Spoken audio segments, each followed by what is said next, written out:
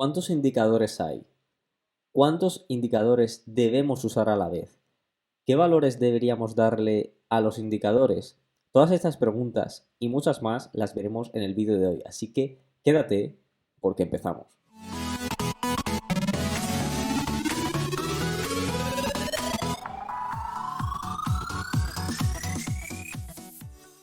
Muy buenas y bienvenidos a un nuevo vídeo para seguir del mercado. La mayoría de traders piensa que sabe exactamente lo que es un indicador y lo que es peor, piensa que sabe exactamente cómo usar esos indicadores. Por eso, en el vídeo de hoy veremos una serie de verdades o mitos, nos haremos una serie de preguntas para comprobar si tú realmente sabes cómo funciona un indicador y si lo estás utilizando correctamente en tus estrategias. Así que vamos allá. Primera pregunta, primera verdad, primer mito sobre los indicadores. ¿Cuántos indicadores hay? Bien, pues si nos vamos a TradingView, por ejemplo, que es una plataforma bastante conocida entre los traders, pues yo he visto solamente de análisis técnico como más de 200 tipos de indicadores. Hay de todo, medias, bandas de Bollinger, RSI y muchísimas variantes de estas. Y esto estoy hablando solo de indicadores técnicos. Luego hay indicadores fundamentales y luego hay modificaciones de los indicadores originales. Es decir, a lo mejor alguien quiere un RSI con, no sé, con una modificación extra o la media de un RSI, etcétera. Van surgiendo una serie de variaciones que hacen que el número de indicadores sea prácticamente infinito. Esto es una auténtica locura. ¿Por qué? Porque a nosotros como traders, al final, este exceso de indicadores nos agobia y nos hace pensar, bueno, igual de todos estos tengo que usar, ¿cuál es el mejor? Em, ¿Cómo los combino? ¿Este pega con este? Bueno, tranqui. Tranqui, ¿por qué? Porque todos esos indicadores que ves ahí los podemos dividir en seis grandes categorías. Y ya no es lo mismo, ya no es lo mismo tener solo seis categorías que tener más de 200, 300 o 400 indicadores. Esto estoy seguro que te va a tranquilizar mucho más porque los vas a agrupar en grandes grupos, nunca mejor dicho, y esto te va a hacer, te va a ser más fácil para distinguirlos. El primer grupo de estos indicadores, pues estas seis categorías, por supuesto, las he hecho un poco en base a lo que han dicho muchos traders, un poco mi opinión, pero puede ser que en otro lugar encuentres siete categorías, ocho categorías, cinco, cuatro categorías, lo mismo me da, ¿vale? Solo quiero que te quedes con el concepto de que puedes dividir todos esos indicadores en un menor número de categorías. El primer grupo va a ser el de las medias móviles, es decir, media móvil simple, media móvil exponencial, Hull Moving Average, Weighted Moving Average, VMA, es decir, hay muchísimas medias móviles y variantes de estas, pero al final, más o menos, digo más o menos entre comillas, porque no es así del todo, pero más o menos todas se utilizan de la misma manera. Todas te van a aportar más o menos la misma información. Así que vamos a agruparlas todas dentro del grupo medias móviles. El siguiente grupo va a ser el de osciladores. Osciladores como RSI, como el MACD, que son, como su propio nombre indica, indicadores que oscilan entre dos grandes valores. Bueno, entre dos valores en general. Por ejemplo, el RSI ya sabes que oscila entre 0 y 100, aunque la mayoría del tiempo está oscilando entre 20 y 80. Pues eso sería un indicador oscilador. Luego tenemos el grupo de osciladores, perdón, de indicadores de tendencia o indicadores también llamados direccionales. Por ejemplo, como el indicador de momentum o el ROC. Cualquiera de los dos, más o menos, son similares, podrían usarse para saber cuánta fuerza hay en la tendencia y aprovecharse de esta manera a la hora de crear estrategias. Luego tenemos indicadores de canales y bandas. Aquí entran pues los canales de Kellner, las bandas de Bollinger e indicadores similares, que al final son como parecidos a las medias móviles, pero por decirlo de algún modo, es como más complejo, ¿no? Al final, en lugar de ser una media, pues como su nombre indica, son una serie de canales, una serie de bandas que van encerrando al precio. Cada uno tiene una forma de usarse diferente, pero más o menos se van a usar de la misma manera. Luego tenemos indicadores de volatilidad. donde el más destacado de todos es el ATR. De hecho, hemos hablado ya de aquí de indicadores de volatilidad, del ATR en concreto. Y por último, podríamos meter, no todo el mundo lo hace, pero a mí me gusta hacerlo, dentro el volumen. Y aparte del volumen, pues indicadores que tengan que ver con el volumen, como volumen medio, volumen relativo, etcétera, etcétera. ¿Por qué? Porque creo que también aporta información, no todo el mundo lo usa, pero está bien nombrarlo y tenerlo en cuenta dentro de todos estos grandes grupos. Además, lo he separado porque creo que hay que separarlo en un grupo aparte. Antes de seguir, antes de ver qué más preguntas nos podemos hacer acerca de los indicadores y ver si realmente conoces bien cómo funcionan, te diría que dejes tu like si te está gustando el vídeo, eso es lo primero, y que comentes si quieres que veamos, que hagamos un vídeo especial en concreto de alguno de estos grandes grupos de indicadores. Dime de cuál quieres que hagamos. De hecho, seguramente ya hay alguno por el canal, ¿vale? Si no, si ya hay un vídeo por el canal, yo te mandaré el enlace a ese vídeo. Y si no lo hay, pues haremos un vídeo sobre ese gran grupo de indicadores explicando cómo funciona, qué estrategias se pueden hacer con él, cuáles son los valores más comunes usados, etcétera, etcétera, ¿vale? Pero para eso quiero que dejes tu like y que comentes en este vídeo para así yo enterarme de que realmente estás interesado. Bien, siguiente pregunta. ¿Qué implica tener 6 categorías de indicadores? O sea, ¿para qué sirve agrupar los indicadores en unos grupos más pequeñitos? ¿Vale? Pues esto significa que da casi lo mismo usar una media simple que una EMA, que una media exponencial, da casi lo mismo, y por eso pongo en paréntesis de casi porque no es exactamente lo mismo, pero prácticamente sí que nos va a dar los mismos resultados, la misma información. Da casi lo mismo usar un ROC que un MOM, que un Momentum, y da casi lo mismo usar un RSI que un estocástico. Y voy más allá, y es que estas 6 categorías podríamos reducirlas incluso más. Podríamos reducirlas en indicadores tendenciales o de seguimiento de tendencia o en indicadores antitendenciales o de reversión a la media. De esto hemos hecho ya un vídeo, de hecho te lo voy a dejar por aquí arriba, ¿vale? Hablando de los dos tipos, los dos grandes tipos de estrategias que hay, que son las tendenciales y los antitendenciales. Eh, Así que espero que lo veas, espero que lo disfrutes y así entenderás mucho mejor por qué divido en dos grandes grupos todos los indicadores. A mí me gusta más dividirlo en esos 6 que hemos visto antes, pero se podrían dividir simplemente en dos. En tendenciales, por ejemplo, como las medias móviles, o en antitendenciales, como por ejemplo el RSI, ¿vale? Aunque hay distintos matices en cada uno de ellos. Bien, segunda cuestión, y tenemos varias. ¿Cuál es el mejor indicador de todos? Piénsalo. ¿Cuál crees que puede ser? ¿Las medias móviles? ¿El RSI? ¿El MACD? ¿Cuál crees que da mejores resultados? Bien, para responder a esta pregunta, voy a hacerte una nueva pregunta. Y seguro que vas a dar tú solo con la respuesta. ¿Cuál es la mejor herramienta que existe si eres un mecánico, si eres un albañil, si eres lo que sea? ¿Una llave inglesa? ¿Un martillo? ¿Una llave Allen? He metido ahí una linterna, ya sé que no es una herramienta, pero bueno, la he metido ahí. ¿Un destornillador? ¿Cuál es la mejor? ¿Verdad? ¿Verdad que cualquiera de ellas es la mejor? ¿Es verdad que depende de la situación, depende para que lo quieras? Pues lo mismo ocurre con los indicadores. No existe el indicador perfecto. Todos aportan algo. Todos tienen su granito de arena dentro de las estrategias. Pero unos te van a aportar unas cosas y otros te van a aportar otras, ¿vale? Esto es importante entenderlo.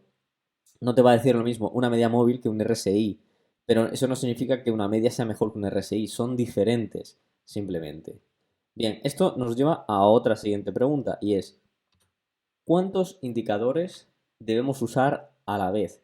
Porque claro, Emilio, si tú estás diciendo que cada indicador aporta algo, es porque es bueno usar muchos indicadores, ¿verdad? Bien, voy a hacerte otro nuevo planteamiento, igual que he hecho con las herramientas, y es, imagínate que vamos a hacer un cocido.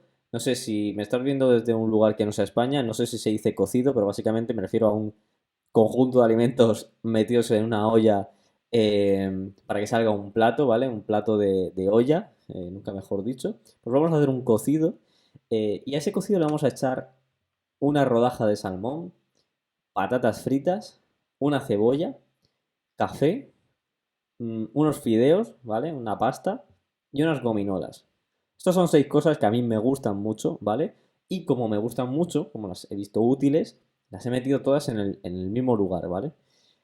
Sé que estás pensando, qué asco, Emilio. Pues efectivamente, lo mismo pasa con los indicadores.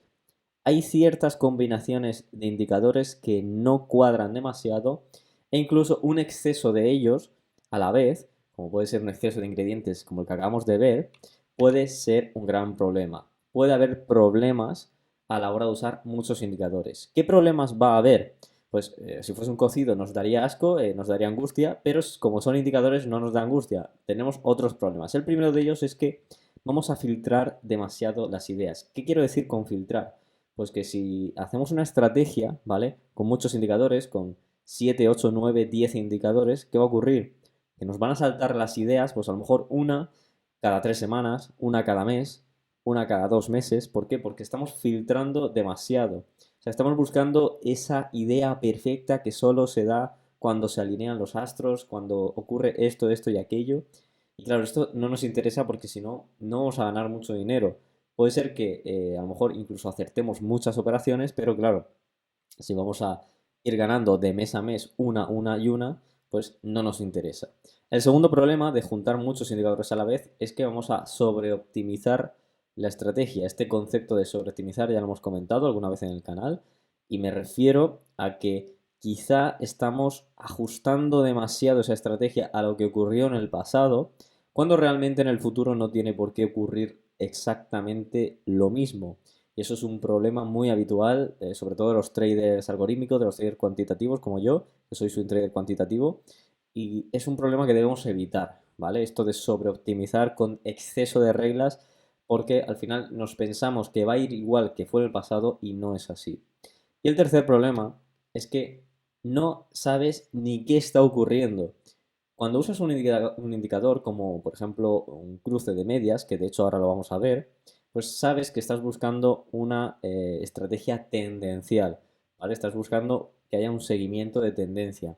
Cuando le metes a lo mejor pues un filtro con una media también, por ejemplo que el precio esté por encima de la media de 200, puedes decir, vale, pues le estoy metiendo un filtro de esto, pero claro, cuando ya le metes otro indicador, otro indicador, otro indicador, otro indicador, otro indicador y se te solapan todos uno encima de otro, tú ves el gráfico y realmente no sabes cuándo están saltando las ideas, si cuando está la acción en tendencia, si cuando está en antitendencia, si en ambas a la vez, si estás mezclando un concepto con el otro, no sabes si estás entrando y saliendo súper rápido. ¿Por qué? Porque estás metiendo tantas reglas en una estrategia que realmente no sabes ni qué está pasando y no puedes evaluar si es buena, si es mala, si te va a funcionar. Entonces vas a andar un poco perdido si tienes un exceso de indicadores. Vamos con la cuarta pregunta que me planteo yo sobre los indicadores y que también debes plantearte tú, y es si los indicadores funcionan siempre, si funcionan a la perfección. Bien, pues para responder a esta pregunta te voy a enseñar 2 ejemplos, ¿vale? De una estrategia que estaba programando el otro día y te voy a mostrar ejemplos gráficos para que veas cómo funcionaba esta estrategia. Era una estrategia rentable, una estrategia robusta que funciona bien y este es el primer ejemplo de un par de trades de esta estrategia. Como vemos, aquí es una estrategia rentable que da buenos resultados, pero en este caso en concreto tenemos aquí una entrada por cruce de medias, la media amarilla debería cruzar por encima de la media roja, aquí vemos que efectivamente cruza y entra, y la salida es cuando se produce lo contrario, la roja cruza por encima de la amarilla. Como vemos aquí tenemos una salida con pérdidas, por lo tanto no funciona siempre, pero es que es más, enseguida tenemos, muy pocos días después, otra entrada por el cruce y de nuevo una nueva pérdida. ¿Qué ha ocurrido aquí? Pues que los indicadores no siempre funcionan, no son perfectos, tienen fallos. Es más, no solo tienen fallos porque dan pérdidas, sino en las propias ganancias también tienen fallos, no compran en el mínimo y venden en el máximo. Aquí, por ejemplo, tenemos un caso de un take profit en el cual aquí dirías, leche, Emilio, sí, has entrado bastante tarde, ¿no? ¿Cómo se te ocurre entrar por aquí? Bueno, salir más o menos sí que he salido casi en el máximo, pero aquí la entrada, pues te has perdido todo este recorrido e incluso todo este recorrido acá, ¿no? Bien, pues así funcionan los indicadores, no son perfectos. Esto no significa que no los tengamos que querer. Al final funcionan muy bien. Lo que pasa es que no son perfectos, no entran aquí en el mínimo y salen aquí en el máximo, pero sí aprovechan un cierto recorrido, por ejemplo en este caso, de esta tendencia, esta estrategia tendencial. Aquí, como digo, es un cruce de medias de la amarilla sobre la roja. Bien, siguiente pregunta, ya estamos terminando. Quinta, ¿qué valor debe tener cada indicador? Ahora mismo acabo de mostrar un cruce de medias. ¿Qué valor tienen esas medias? ¿Cuál debemos elegir? Bien, no te voy a decir cuál debemos elegir, bueno, realmente sí te lo voy a decir dentro de poco, pero sobre todo te voy a decir cuál no debe ser el valor de esas medias, de ese RSI o de ese estocástico o de ese momentum, de cualquiera de ellos. Olvida estrategias con reglas como la media de 37 cruza con la media exponencial de 58. Y ahora me dirás, bueno Emilio, pero es que yo he hecho una estrategia de este estilo y me ha funcionado muy bien. O el RSI de 2,2 periodos sea mayor que 41. Y lo mismo, Emilio, yo he probado estrategias así, con decimales, con cosas así, y funcionaron muy bien en el pasado. Bien, pero realmente lo que estás haciendo en estos casos sería sobreoptimizar y querer forzar demasiado la estrategia. Si usas un RSI que tenga que ser mayor que 40, que 41, pues puedes usar perfectamente uno que sea mayor que 40. Y si no funciona, es porque la estrategia no es buena. Si usas una media de 37 es porque perfectamente puedes usar una de 30 o de 40. O, en su defecto, las malas de 35. Y lo mismo con la media exponencial. Puedes usar una perfectamente de 60. No hace falta que vayas al límite, al dedillo. ¿Por qué? Porque estás sobreoptimizando. Y como digo, si no te funciona con una media de 40 y una media exponencial de 60 es porque quizá la estrategia no es tan buena. Así que mi consejo es que uses valores redondos y siempre que sea posible, ¿vale? Porque no siempre es posible, hay indicadores que sí necesitan decimales, pero bueno, siempre que sea posible que sean números enteros, como el 2, como el 5, el 1 incluso, el 10, el 20, el 30, el 50. Es decir, que sean valores más o menos redondos. Esto luego hay que matizarlo para cada indicador, pero espero que se entienda lo que es el concepto, que no hace falta ir al 51,2, ¿vale? Con poner 50 ya debería funcionar esa estrategia si es realmente bueno el concepto del indicador. Y por último, una pregunta que seguro que te ha surgido a lo largo de todo este vídeo. Y por cierto, si te surge alguna pregunta más, por supuesto, coméntamela ahí en los comentarios. Una pregunta que no haya surgido durante el vídeo. Por último, indicadores o acción del precio. ¿Cuál debemos usar? Porque estoy seguro de que muchos de vosotros no uséis prácticamente indicadores o solo los usáis como apoyo de vuestras estrategias, sino que más bien usáis acción del precio. ¿A qué me refiero con acción del precio? ¿Vale? Pues voy a ir, por ejemplo, a este gráfico de aquí, ¿vale? Me refiero pues a, según lo que están haciendo las velas, pues esto hay una ruptura aquí, hay un triángulo, o hay una cajita de Darvas que rompemos el máximo de los últimos 20 días. A todo eso me refiero con acción del precio. Fijaos, para mí todo esto de la acción del precio lo veo como un indicador más. Al final estamos hablando de reglas, de una estrategia y yo te diría, ¿indicadores o acción del precio? Bueno, pues mi pregunta es, ¿y por qué no ambos? ¿Y por qué no combinarlos? ¿Y por qué no la entrada con acción del precio y la salida con indicador? O al revés, la entrada con indicador y la salida con acción del precio.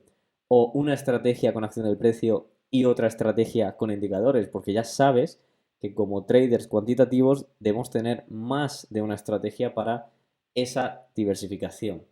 Pues con esta pregunta quiero terminar el vídeo. Espero que te haya gustado. Si es así, como digo, deja tu like porque de esta manera sé que este tipo de vídeos te gustan, que has aprendido algo, que te has llevado valor de este vídeo. Y nada más. Espero verte en el próximo vídeo de Secreto del Mercado. Un fuerte abrazo.